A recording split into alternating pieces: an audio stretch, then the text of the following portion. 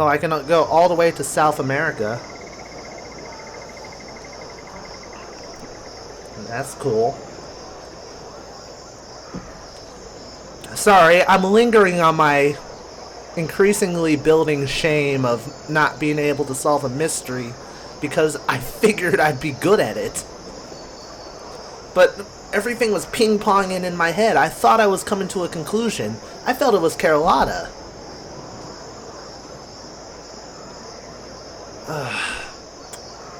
Frustrating.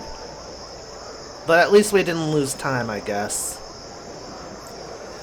It was as though Honolulu lived in one indrawn breath, a wheeling swath of sky, white-laced waves, and pristine sand bounded by black volcanic bluffs. The town was entirely hidden behind groves of coconut and eucalyptus. We rested in a comfortable, palm-topped hut by the shoreline, breathing the sea air and trying to shake the weariness of the road.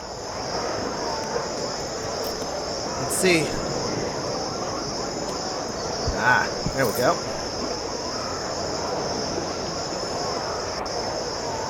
I want to keep that, just in case.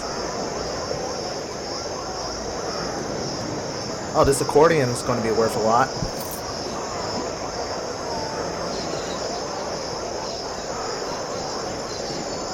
Where's Panama City?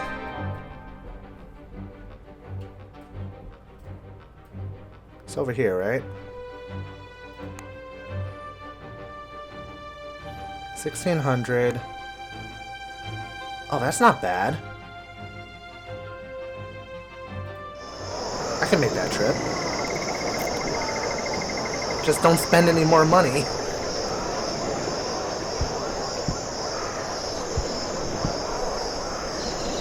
Cotton flowers. No, we'll stick with all this. I want to go to San Francisco.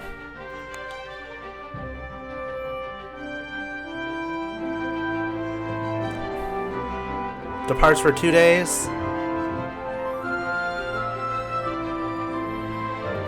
Works for me. This will sell well in San Francisco. This will sell well in San Francisco.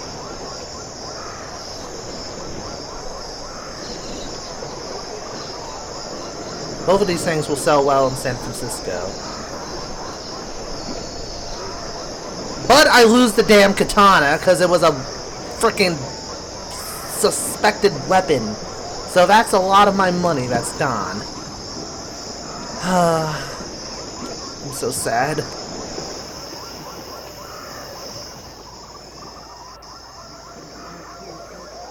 Polished shoes.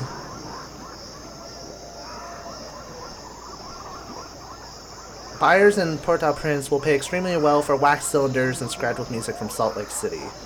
Salt Lake City to Port-au-Prince.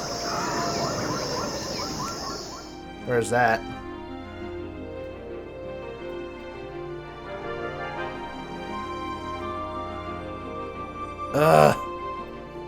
I'm determined to go here. Taking the banana boat. I just hope things hang out well until then.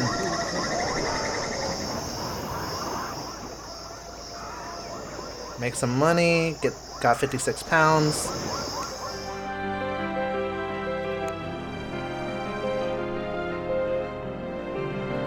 Boosh. We boarded a steam barge from Honolulu to San Francisco. The sweet scent of ripe bananas pervaded every plank of decking and bulkhead, a sweet and deliciously rotting odor which offended my trained senses so greatly that for many months after I could scarcely look a banana in the peel. Greetings, Captain. Passepartout, take my arm for a moment. No thank you.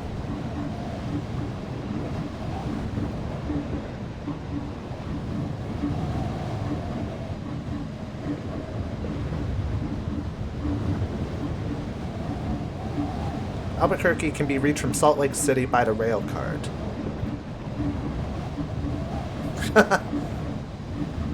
She's pushing me. We can get good false teeth in Albuquerque. Very useful or worthwhile in Havana.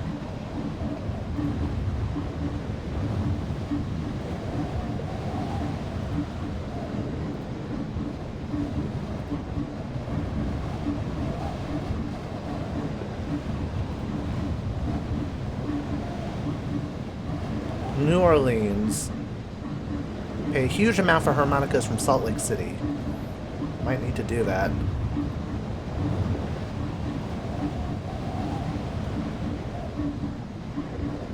And alright. Might be worth going to Albuquerque. And we know that we can go from Winnipeg to Chicago.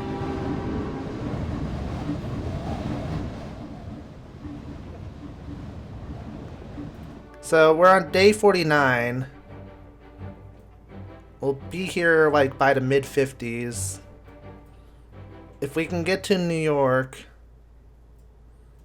we can catch a ride all the way to London. But we'd need to make enough money by the time we get to New York, which is the problem.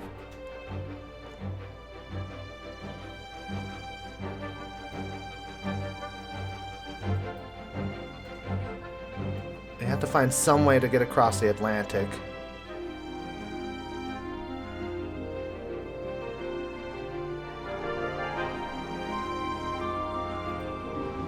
Ugh. My mind is spinning. How am I doing in terms of this? I'm polished, flamboyant, sound valet, and I have comfortable relationships with Monsieur Fogg.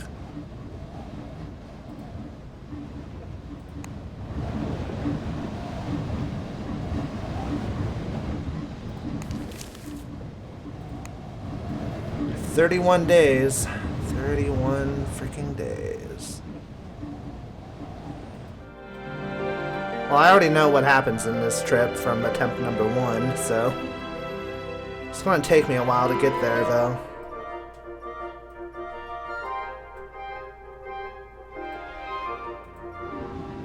So I woke in the middle of the night, convinced that someone was in the cabin with me. I stayed very still and listened. It was a long, wave-lapped silence until I heard distinctly a dragon shuffle. I lunged in the direction of the noise and hit something soft and person-shaped and familiar. "Monsieur Fogg!" I cried, and my midnight visitor blinked and straightened and looked about my cabin in genteel surprise. "What am I doing in your cabin, Passer Badou?" "You would know better than I, monsieur," I exclaimed passionately. He took a sharp breath. "Seems I have been sleepwalking," he said, his voice almost tremulous. "I have not done so since I was a child. Please accept my apologies." I let him take his leave, though he seemed slightly agitated. I pulled a thin blanket over my body and settled back into bed, hoping to find my way towards sleep before dawn.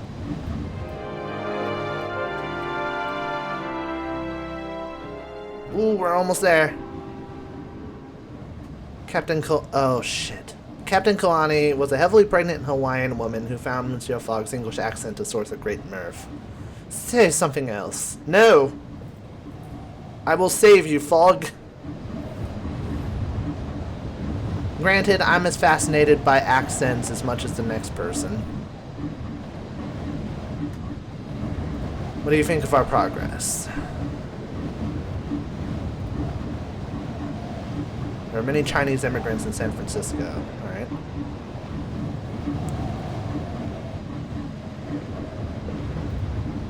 I pressed his shirt so he would be a bit healthier. The fourth day aboard our barge passed quietly. Captain Kalani moved slowly around deck, her profile jaw-droppingly large. "When are you due?" "When we dock," she breathed, "and not a day before, I should hope." A blush in her cheeks bellies her excitement. It is a marvelous thing.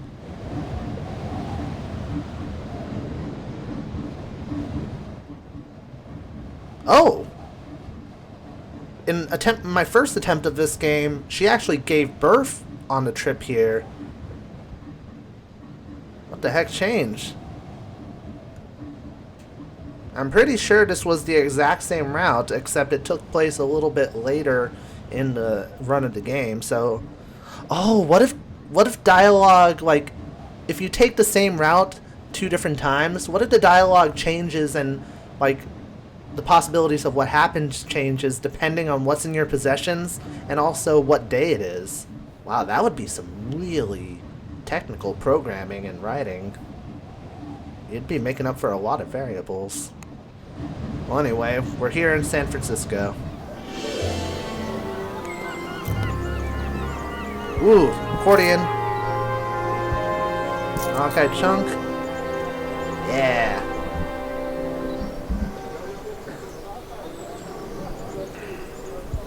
I'll get this harmonica. Some loaded dice.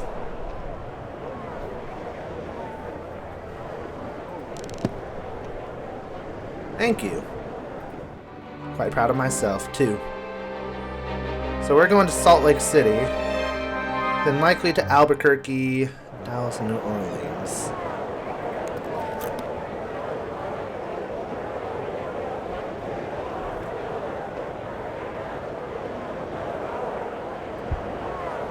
I'll take the gun because my katana's gone. Alright, let's explore a little bit. Oh, and we have a route upwards towards Canada, aka, more specifically, Gastown. San Francisco seemed less a city and more a ravenous beast bent on consumption of everything, even of itself. Within the ever-expanding city, the building works make it tricky to talk to anyone. Such was the infernal constant noise. I sloped towards recently constructed Long Bridge, which was crowded with families out for a stroll, and people fishing for silvery smelt with long poles. I did not look around. A man, red-faced and somewhat the worse for drink, bumped into me. I excused myself politely, and he made an apology in return, slinging an arm around my shoulders. Oh, hello! You don't seem like you're from around here. You do not sound American either, I retorted. No matter. I was Dutch once in a past life, but now I am as American as President Grant. You're a prospector.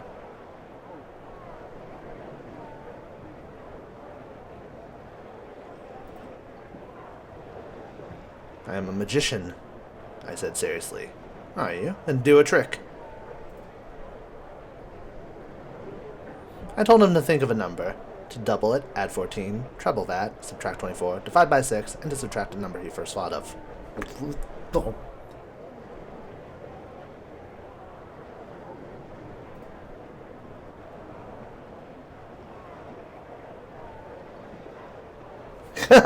When I held up one finger, he declared in return that he was enumerate. A brown-skinned woman slipped her arm into his. I regarded her. She was quite pretty. Ah, my manners. I am Anders, and this is my wife, Jenny. A pleasure to meet you. I kissed her hand. She was surprised, but smiled. Always a pleasure to meet Anders's friend. She looked askance at my whiskey flask in his hands. Or at the whiskey flask in his hands, but seemed to find me unobjectionable. I hesitated, the obvious question about her origins on the tip of my tongue. I swallowed back the question, though clearly with a visible effort, for she laughed with full-throated pleasure.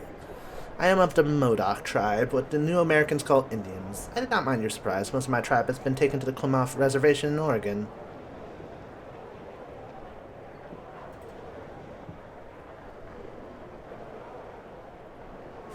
Sounds idyllic, I remarked. The two froze a little. No, I think you have misunderstood, she replied coolly.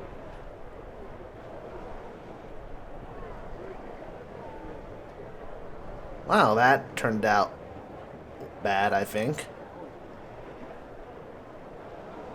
I fear I had opened an old wound with my prying questions. However, I'm now smooth. And my relationship with Fogg has improved. What? What did he say? I had hot French blood in my veins? Or was he referring to me? Oh, I can go to San Pedro. That costs very little.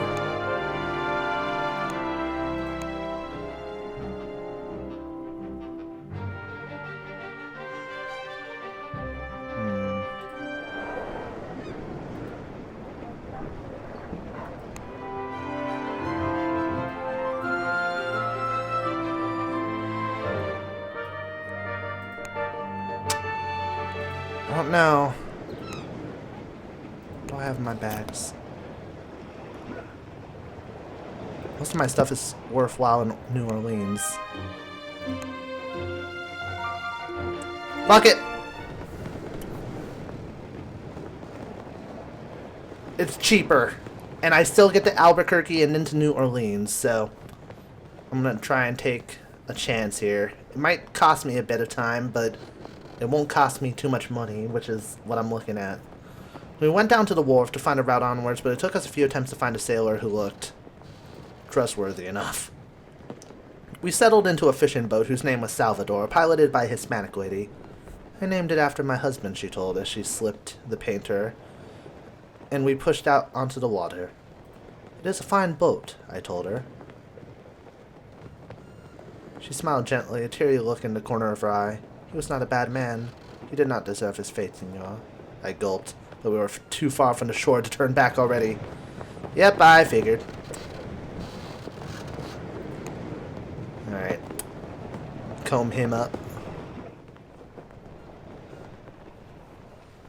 The boat scudded through the water, roughly following the sandy coastline and rocky cliffs of the shore.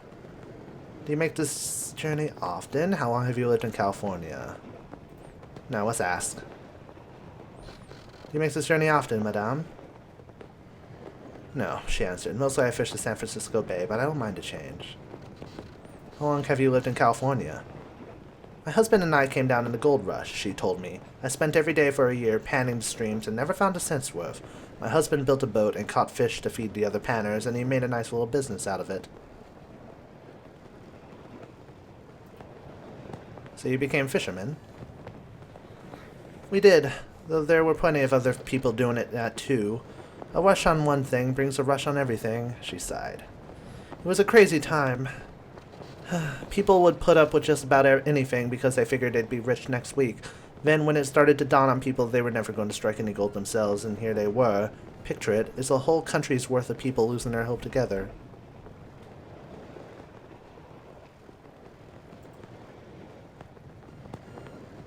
There are other things to desire than riches, madame.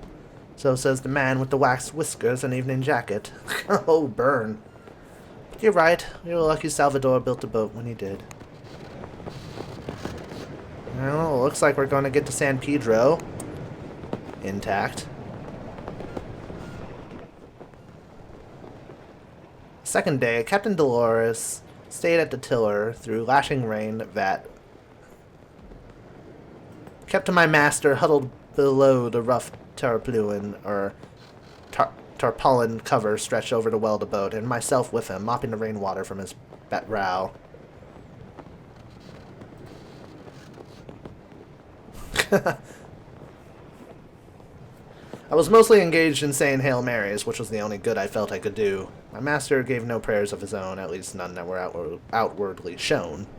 The storm lasted well into the evening, and we lost several hours, but finally the wharf at San Pedro came into view. We land! Take the tiller! There was no moment to lose. I raced up to the back of the boat just as the captain had already dived overboard, painter in her hand. She was surely lost, but my fears only lasted a moment when her head reappeared, bobbing like a seal's, and with strong strokes she swam to the shore and looped the rope through an anchor ring and hauled us in. We docked and secured ourselves with 3 more lines. Madame, that was quite a dangerous move, I cried. Could you not have sailed her in? Not with a wind like that at our backs, she snapped. We would have been smashed into the rocks. Salvador has already had 1 hole put in him. I do not know if I can take another. And anyway, we lived.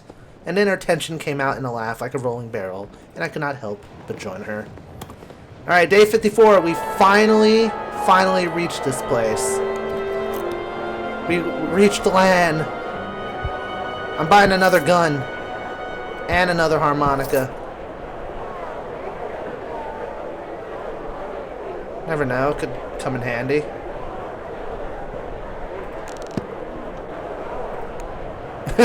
He was like, exactly how many guns do you think we need, Pastor Padu? Too many! We had 1 katana taken, So if I have 2 guns, if one's stolen, we'll still have +5, carry to 2. 1 left. We were waiting near the wharf, looking out over the rolling Pacific Ocean and the new town area of San Pedro. I stayed with my master, tending to his needs. This town barely had more than a few thousand residents. If I were to go out, I would no doubt be forced to meet all of them, and I doubted they would prove the most stimulating company. Plus, I don't plan on staying here very long. Alright, so the plan is to get to New Orleans. The Texas and Pacific Railway departs for New Orleans tomorrow at 6 p.m. So it's going to cost 100 to go there, 210 to go there, 270 to go there.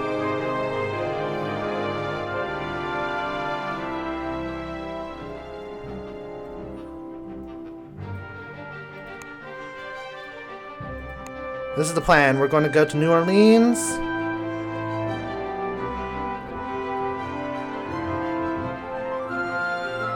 And I'm hoping I can find a trip from New Orleans to Atlanta.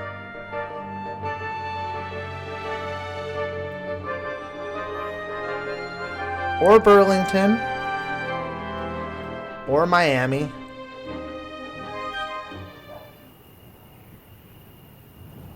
Anyway, we do have our plan set up, so... Polishing shoes. Earned 114 pounds in fees and tips. Awesome.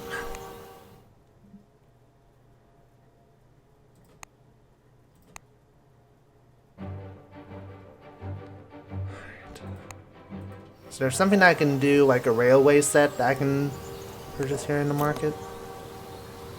Nope.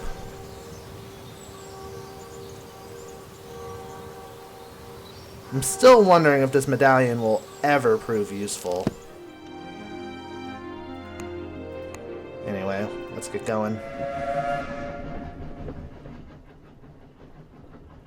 We boarded the Texas and Pacific Railway, a descent stretch of railroad by all accounts which joined west coast to south. It lacked the speed of an airship, but at least it was reasonably comfortable.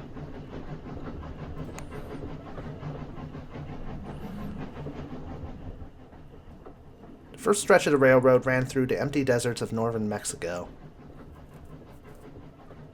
I kept my eyes peeled for bandits and wagons, but saw nothing. No settlements, no people, nothing but the discarded picks, and huts left over from the construction of the railroad itself. I have faith that this trip will prove fruitful. We're already at Albuquerque in one day, so that's promising. So the train pulled jauntily into Albuquerque Station, and from the window I saw a group of gunmen spitting into a spittoon as they talked by the station entrance. Albuquerque seemed on brief glance a lawless place. And so we left it quite happily behind. There was no way we were staying there.